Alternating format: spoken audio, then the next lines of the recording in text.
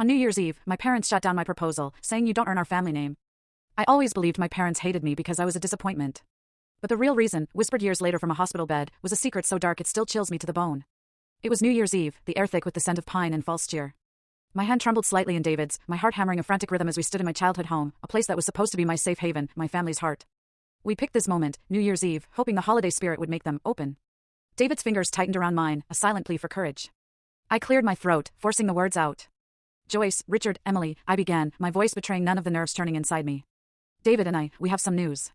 Joyce barely glanced up from the cheese board. Richard just kept scrolling on his phone.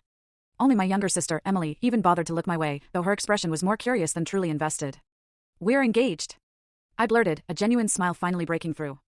David had asked last week, and I'd said yes, of course. The silence that followed was colder than the winter air outside, an icy dread creeping up my spine. Joyce's hand froze midair, a cracker clutched.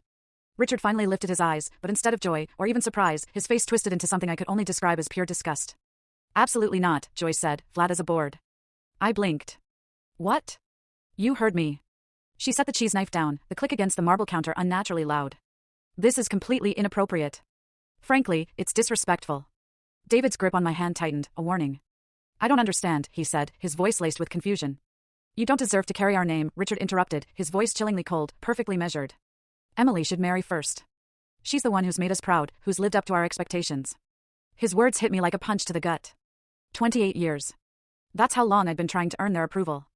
28 years watching them heap praise on Emily for things I'd already surpassed. I graduated with honors from Seattle? They were too busy celebrating Emily's acceptance to the same university. I landed my dream job at a prestigious consulting firm? They threw Emily a party for making Dean's List. This is ridiculous, I managed, my voice shaking despite myself. Emily doesn't even have a boyfriend. That's beside the point, Joyce countered, crossing her arms tight. There's an order to these things. She's our priority, and you will respect that. Emily, to her credit, shifted uncomfortably, but said nothing. She never did. My baby sister had perfected the art of silent complicity, soaking up every advantage while expertly pretending not to notice my complete exclusion. I'm not asking for your permission, I said quietly, firmly. I'm 28 years old. I just wanted to share this with you. Then you've made a mistake. Richard stood abruptly, his chair scraping like nails on a chalkboard across the hardwood. If you go through with this engagement, you're making a choice.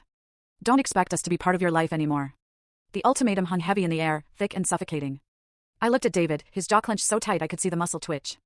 Then I looked at Joyce and Richard, the people who were supposed to love me unconditionally, but who'd spent my entire life making me feel like nothing more than an obligation, never a daughter.